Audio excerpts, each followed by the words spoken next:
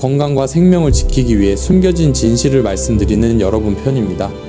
많은 분들이 채소는 무조건 몸에 좋다고 생각하며 매일 드시고 계실 겁니다. 하지만 50세 이후에는 상황이 완전히 달라집니다. 젊을 때는 문제없던 채소들이 나이가 들면서 오히려 신장을 망가뜨리는 독이 될 수 있습니다. 특히 오늘 말씀드릴 5가지 채소는 50대 이후 드시면 신부전 위험을 3배나 높일 수 있습니다. 아침에 눈을 뜨자마자 피곤하고 두 다리는 물이 찬 것처럼 붓고 밤에는 2-3번씩 화장실에 가느라 잠을 설치시나요?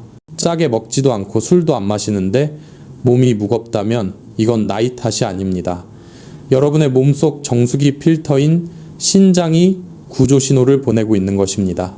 이 신호를 무시하고 계속 그 채소들을 드신다면 결국 평생 투석을 받아야 할 수도 있습니다.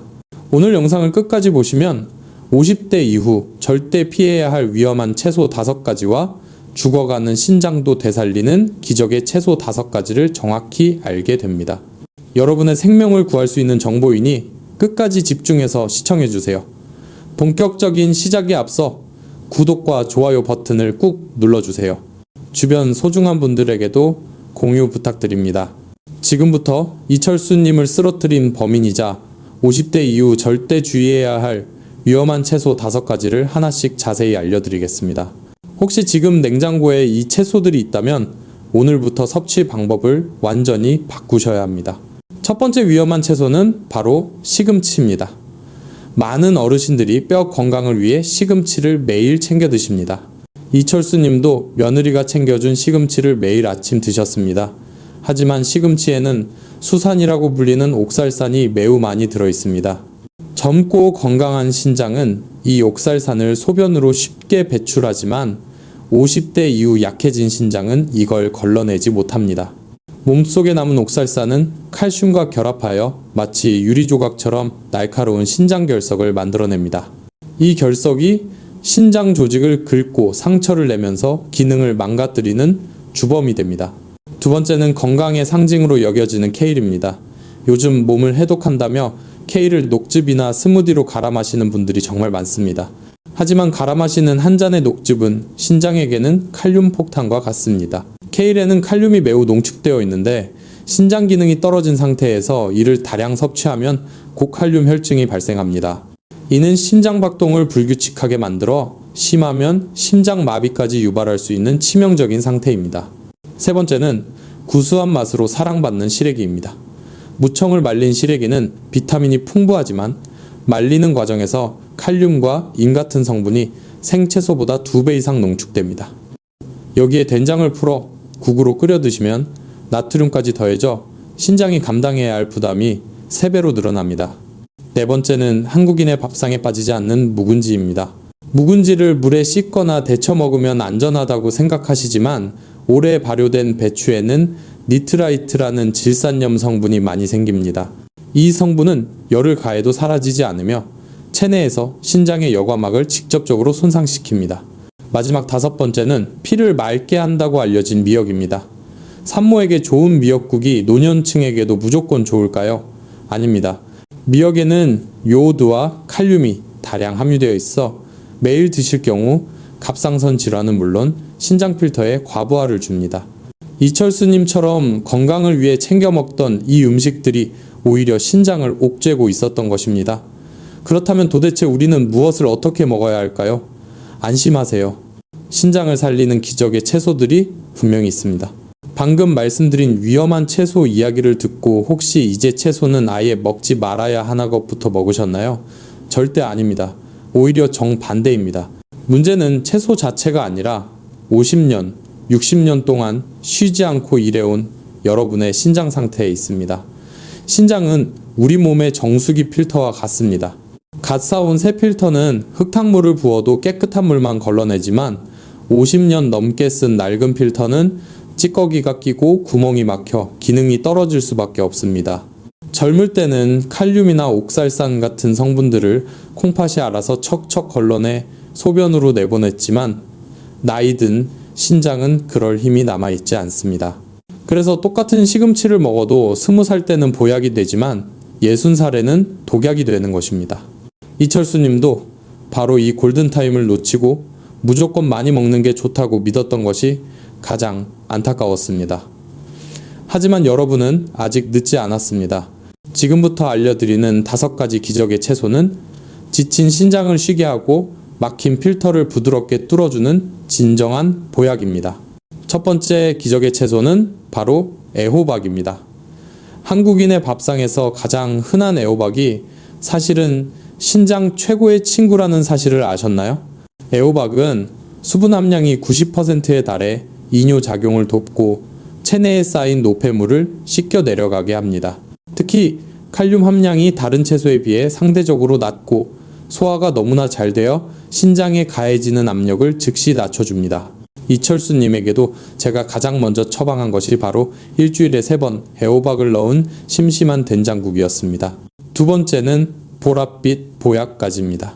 가지의 보라색을 내는 안토시아닌 성분은 신장의 미세한 혈관들이 활성산소의 공격을 받아 파괴되는 것을 막아주는 강력한 방패 역할을 합니다. 신장은 수만 개의 모세혈관 덩어리이기 때문에 혈관을 지키는 것이 곧 신장을 살리는 길입니다. 가지를 쪄서 담백하게 드시면 혈관 탄력이 되살아납니다. 세 번째는 얼갈이 배추입니다. 억센 섬유질은 장과 신장에 부담을 주지만 얼갈이 배추의 부드러운 섬유질은 장내 독소를 흡착해 대변으로 배출시킵니다. 신장이 해야 할 해독 업무를 장에서 대신 처리해주니 신장이 쉴 틈을 얻게 되는 셈입니다. 네 번째는 천연소화제 무입니다. 무에 들어있는 디아스타아제라는 효소는 음식 소화를 돕고 신장으로 가는 대사산물을 줄여줍니다. 특히 무의 시원한 성질은 몸에 열을 내리고 소변을 시원하게 보게 도와주어 신장 기능을 보조하는 1등 공신입니다. 마지막 5번째는 향긋한 깻잎입니다. 깻잎 특유의 향을 내는 페릴알데히드 성분은 강력한 항균 작용을 하여 신장과 방광의 염증을 억제합니다. 나이 들수록 잦아지는 방광염이나 요로감염을 예방하여 신장까지 세균이 타고 올라가는 것을 막아줍니다. 이 5가지 채소만 기억하셔도 여러분의 콩팥은 다시 숨을 쉴 수 있습니다. 하지만 아무리 좋은 채소라도 먹는 방법이 틀리면 말짱 도루묵입니다. 다음으로 신장을 살리는 결정적인 조리 비법을 알려드리겠습니다. 앞서 말씀드린 5가지 기적의 채소를 알게 되셨으니 이제 반은 성공하신 겁니다. 하지만 정말 중요한 것은 지금부터입니다. 아무리 좋은 약도 먹는 법이 틀리면 독이 되듯이 이 채소들도 어떻게 조리하고 언제 먹느냐에 따라 여러분의 신장을 살리는 생명수가 될 수도 있고 반대로 신장을 옥죄는 독극물이 될 수도 있습니다. 제가 진료실에서 만난 수많은 환자분들이 가장 많이 하시는 실수가 바로 좋은 채소니까 어떻게 먹어도 좋겠지 라는 막연한 믿음이었습니다. 그 믿음이 얼마나 위험한지 그리고 신장을 살리기 위해 반드시 지켜야 할 조리 원칙과 섭취 타이밍이 무엇인지 지금부터 하나하나 짚어드리겠습니다. 이 원칙들은 제가 30년 동안 환자들을 보며 정립한 것으로 돈이 드는 것도 아니고 특별한 기술이 필요한 것도 아닙니다. 오늘 당장 부엌에서 실천할 수 있는 아주 간단한 습관들이지만 그 효과는 실로 엄청납니다. 첫 번째 원칙은 물에 데치고 그 물은 과감히 버리는 것입니다. 이것이 신장식단의 제1법칙입니다. 우리가 채소를 먹을 때 가장 경계해야 할 성분이 바로 칼륨과 옥살산입니다. 다행히도 이 두 성분은 물에 잘 녹는 수용성이라는 특징이 있습니다. 그래서 채소를 끓는 물에 충분히 데치면 채소 속에 들어있던 칼륨과 옥살산이 물로 빠져나옵니다. 연구에 따르면 채소를 끓는 물에 데치기만 해도 칼륨의 30%에서 50%가 제거된다고 합니다. 여기서 가장 중요한 핵심은 채소를 데쳐낸 그 물을 절대 드시면 안 된다는 것입니다.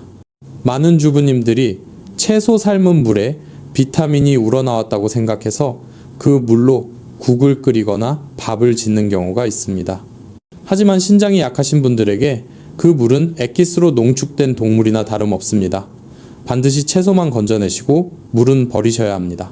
그리고 건져낸 채소도 찬물에 한 번 더 헹궈주시면 남아있는 미네랄 성분까지 확실하게 줄일 수 있습니다. 이렇게 전처리 과정을 거친 채소는 신장에 부담을 주지 않으면서도 필요한 식이섬유와 항산화 성분은 그대로 섭취할 수 있는 가장 안전한 상태가 됩니다. 이철수님께도 제가 가장 먼저 당부드린 것이 바로 시금치국을 끓일 때 시금치를 미리 데쳐서 찬물에 헹군 뒤 마지막에 국에 넣으라는 것이었습니다. 이 작은 차이가 신장의 운명을 가릅니다. 두 번째 원칙은 절대로 갈아 마시지 말고 반드시 씹어 드시는 것입니다. 믹서기로 채소를 갈아서 마시는 녹즙이나 해독 주스는 신장이 약한 분들에게는 최악의 섭취 방법입니다. 채소를 갈게 되면 세포벽이 파괴되면서 그 안에 갇혀있던 칼륨이 밖으로 쏟아져 나옵니다. 게다가 액체 상태로 마시게 되면 우리 몸에 흡수되는 속도가 씹어 먹을 때보다 몇 배나 빨라집니다. 마치 댐이 터지듯이 갑작스럽게 많은 양의 칼륨이 혈액 속으로 밀려 들어오면 늙고 지친 신장은 이를 감당하지 못하고 쇼크 상태에 빠지게 됩니다. 이것이 바로 급성 고칼륨 혈증을 유발하는 지름길입니다. 반면에 입으로 꼭꼭 씹어 드시면 침 속에 있는 아밀라아제 효소가 1차적으로 소화를 돕고 위와 장을 거치면서 영양소가 천천히 흡수됩니다. 이렇게 완만한 속도로 들어오는 성분들은 신장이 충분히 처리할 수 있는 시간을 벌어줍니다. 씹는 행위 자체가 뇌를 자극하고 포만감을 주어 과식을 막는 효과도 있습니다. 건강을 위한다면 믹서기는 잠시 찬장에 넣어두시고 튼튼한 치아로 천천히 씹어 드시는 습관을 들이셔야 합니다. 세 번째 원칙은 채소는 해가 떠 있는 점심에 드시고 저녁에는 최소화하는 것입니다. 우리 몸의 장기들은 저마다 일하는 시간이 있습니다. 신장은 낮 동안 활동량이 많고 밤이 되면 휴식 모드로 들어갑니다. 그런데 늦은 저녁에 칼륨과 수분이 많은 채소를 잔뜩 드시면 자야 할 신장을 깨워서 강제로 일을 시키는 꼴이 됩니다. 밤새도록 소변을 만들어내느라 신장은 쉬지 못하고 여러분은 화장실을 들락거리느라 잠을 설치게 됩니다. 수면 부족은 다시 신장 기능을 떨어뜨리는 악순환의 고리가 됩니다. 따라서 수분이 많은 애호박이나 가지 같은 채소 반찬은 점심 식사 때 충분히 드시는 것이 가장 좋습니다. 저녁 식사는 가급적 이른 시간에 하시고 채소의 양을 줄이거나 데친 나물 위주로 조금만 드셔서 밤새 신장이 편안하게 쉴 수 있도록 배려해 주어야 합니다. 이 시간의 법칙만 지켜도 야간요가 눈에 띄게 줄어드는 것을 경험하실 수 있습니다. 이제 이 원칙들을 적용하여 이철수님이 어떻게 건강을 되찾으셨는지 구체적인 식단과 과정을 말씀드리겠습니다. 처음 저를 찾아오셨을 때 이철수님의 신장 수치는 위험 수준이었고 얼굴은 흑빛이었습니다. 평생 지켜온 건강신념이 무너졌다는 상실감에 식사조차 제대로 못하셨습니다. 저는 이철수님과 아내분께 앞서 말씀드린 5가지 기적의 채소를 활용한 일주일 식단을 짜드렸습니다. 월요일 점심에는 새우젓으로 간을 한 애호박 볶음을 드시게 했습니다. 애호박은 썰어서 끓는 물에 살짝 데친 뒤 물기를 짜고 새우젓 아주 조금과 들기름으로 볶았습니다. 소금 대신 감칠맛이 나는 새우젓을 쓰면 나트륨 섭취를 줄이면서도 맛있는 반찬이 됩니다. 화요일에는 가지를 쪄서 무침으로 드셨습니다. 가지 역시 찜기에 찐 후 손으로 찢어서 파마늘 참기름으로만 무쳤습니다. 간장은 향만 낼 정도로 아주 조금만 넣었습니다. 수요일에는 얼갈이 배추를 데쳐서 된장을 아주 옅게 푼 국으로 드셨습니다. 국물은 거의 드시지 않고 건더기 위주로 드시도록 교육했습니다.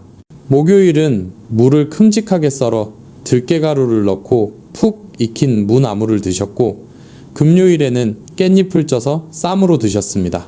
모든 채소 반찬은 반드시 한번 데치거나 쪄서 칼륨을 뺀 상태로 조리했고 식사 시간은 점심을 가장 푸짐하게 저녁은 소화가 잘 되는 죽이나 숭늉으로 가볍게 드시도록 했습니다. 그리고 가장 중요한 것, 물 마시는 습관도 교정해 드렸습니다. 이철수님은 건강을 위해 하루 2리터 이상 물을 억지로 마시고 계셨는데 신장이 약한 상태에서 과도한 물 섭취는 오히려 부종을 악화시키고 저나트륨 혈증을 유발할 수 있습니다. 저는 목이 마를 때만 조금씩 나눠 마시도록 권해드렸고 식사 중에는 물을 드시지 않도록 했습니다. 이렇게 식단을 바꾼 지 정확히 3주가 지났을 때 이철수님이 진료실 문을 열고 들어오시는데 표정부터 달라져 있었습니다. 선생님, 아침에 일어날 때 다리가 가벼워요. 양말 자국이 안 남습니다. 라고 말씀하시며 웃으셨습니다. 혈액 검사 결과 70%까지 떨어졌던 신장 기능 수치가 더 이상 나빠지지 않고 안정화 단계에 접어들었습니다. 무엇보다 밤에 화장실을 한 번도 안 가고 푹 주무신다는 것이 가장 큰 변화였습니다. 옆에 계신 아내분은 눈물을 글썽이며 남편이 이제야 예전 모습으로 돌아온 것 같다며 제 손을 잡으셨습니다. 이철수님의 사례가 보여주는 것은 명확합니다. 신장은 한 번 망가지면 되돌리기 어렵다고 알려져 있지만 남아있는 기능을 얼마나 잘 보존하고 관리하느냐에 따라 삶의 질은 천지 차이가 난다는 것입니다. 비싼 영양제나 특별한 치료법이 아니었습니다. 그저 매일 먹는 채소의 종류를 바꾸고 조리법을 조금 달리하고 먹는 시간을 조절했을 뿐입니다. 이 작은 변화들이 모여 죽어가던 신장에 휴식을 주고 다시 일할 수 있는 힘을 불어넣은 것입니다. 여러분도 하실 수 있습니다. 지금 당장 냉장고 문을 열고 내가 먹고 있는 채소가 무엇인지 확인해 보십시오. 그리고 오늘 점심부터는 제가 알려드린 방법대로 조리해서 드셔보십시오. 처음에는 데쳐 먹는 것이 번거롭고 싱겁게 먹는 것이 맛없게 느껴질 수도 있습니다. 하지만 일주일만 꾸준히 해보시면 몸이 먼저 반응할 것입니다. 아침에 퉁퉁 붓던 얼굴이 갸름해지고 천근만근이던 다리가 가벼워지며 소변색이 맑아지는 것을 직접 눈으로 확인하게 될 것입니다. 마지막으로 당부드리고 싶은 것은 꾸준함입니다. 신장 관리는 단거리 달리기가 아니라 마라톤입니다. 하루 이틀 잘 먹었다고 해서 갑자기 좋아지는 것이 아닙니다. 매일의 식사에서 신장을 생각하는 작은 배려가 쌓이고 쌓여 10년, 20년 후의 건강을 결정합니다. 혹시 식단을 실천하다가 궁금한 점이 생기거나 몸의 반응이 이상하다면 언제든지 주저하지 말고 전문의와 상의하십시오. 사람마다 신장의 상태와 기저질환이 다르기 때문에 본인에게 맞는 세밀한 조정이 필요할 수 있습니다. 저는 여러분이 음식 때문에 고통받지 않고 음식으로 치유받는 삶을 사시기를 진심으로 바랍니다. 오늘 제가 말씀드린 이 원칙들을 가슴에 새기시고 오늘부터 당장 실천해 보시기를 간곡히 부탁드립니다. 여러분의 신장은 여러분이 지켜주기를 간절히 기다리고 있습니다. 지금까지 우리는 신장에 좋은 채소와 올바른 조리법에 대해 깊이 있게 알아보았습니다. 하지만 식단만큼이나 중요한 것이 바로 물 마시는 습관과 생활의 리듬입니다. 많은 분들이 텔레비전이나 인터넷에서 물을 하루에 2리터 이상 마셔야 건강하다는 이야기를 듣고 억지로 물을 들이키곤 합니다. 이철수 님도 신장이 나빠진 것을 알고 나서 몸속 독소를 씻어내겠다며 하루에 큰 생수병으로 하나 가득 물을 마셨습니다. 하지만 제가 단호하게 말씀드리지만 신장 기능이 떨어진 50대 이후의 분들에게 무조건적인 다량의 물 섭취는 독소를 씻어내는 것이 아니라 오히려 신장을 물에 빠뜨려 숨을 못 쉬게 만드는 것과 같습니다. 배출 능력은 절반으로 줄었는데 물을 2배로 부어 넣으면 그 물은 혈관 속에 머물며 혈압을 높이고 다시 신장을 공격하는 악순환을 만듭니다. 저는 이철수님께 목이 마를 때만 입을 축이듯 반 컵 정도만 드시라고 처방했습니다. 식사 중에는 국물이나 물을 드시지 않는 것도 중요한 원칙입니다. 이렇게 물 마시는 양을 조절한 뒤 이철수님의 고질적인 부종은 눈에 띄게 좋아졌고 숨가쁜 증상도 사라졌습니다. 물 마시기와 함께 꼭 챙겨야 할 것은 바로 수면입니다. 신장은 우리 몸에서 혈압과 가장 밀접한 장기입니다. 잠을 못 자면 혈관이 수축하고 혈압이 올라가 신장의 미세혈관을 망치로 때리는 것과 같은 충격을 줍니다. 밤 10시에는 무조건 불을 끄고 자리에 눕는 습관이 신장에게는 최고의 보약입니다. 마지막으로 격렬한 운동 대신 매일 저녁 30분씩 가볍게 걷는 산책이 전신 혈액순환을 도와 신장으로 맑은 피가 돌게 만듭니다.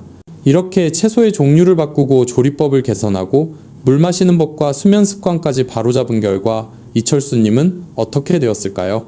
3개월 뒤 다시 병원을 찾았을 때 그의 검사 결과지에는 놀라운 숫자들이 찍혀 있었습니다. 치솟았던 크레아티닌 수치가 안정권으로 내려왔고 칼륨 수치도 지극히 정상이었습니다. 선생님, 이제는 사는 것 같습니다 라고 말하며 제 손을 잡는 그의 손은 따뜻했습니다. 이것은 기적이 아닙니다. 방해물만 치워주면 우리 몸은 스스로를 치유하기 위해 최선을 다합니다. 오늘 저녁 밥상부터 당장 바꿔보십시오. 짜지 않게 조리한 가지나물과 데친 얼갈이 배추, 된장국, 그리고 따뜻한 현미밥 한 공기면 충분합니다. 여러분의 신장은 거창한 약보다 이런 소박하고 올바른 밥상을 간절히 원하고 있습니다. 제가 알려드린 대로 꾸준히 실천하신다면 여러분도 이철수님처럼 다시 가볍고 활기찬 아침을 맞이하실 수 있을 것입니다. 여러분의 건강한 노후를 위해 제가 항상 응원하겠습니다. 오늘 긴 시간 동안 신장을 살리는 채소와 죽이는 채소, 그리고 올바른 조리법과 생활 습관까지 모두 말씀드렸습니다. 어쩌면 내용이 너무 많아 복잡하다고 느끼셨을지도 모르겠습니다. 하지만 시작은 아주 사소한 것에서부터입니다. 오늘 장을 보러 가서 깻잎 한 봉지를 바구니에 담는 것, 그리고 믹서기를 찬장 깊숙이 넣어두는 것, 바로 이 작은 행동 하나가 여러분의 10년 뒤 미래를 결정합니다. 건강은 거창한 비법이나 비싼 영양제에 있는 것이 아닙니다.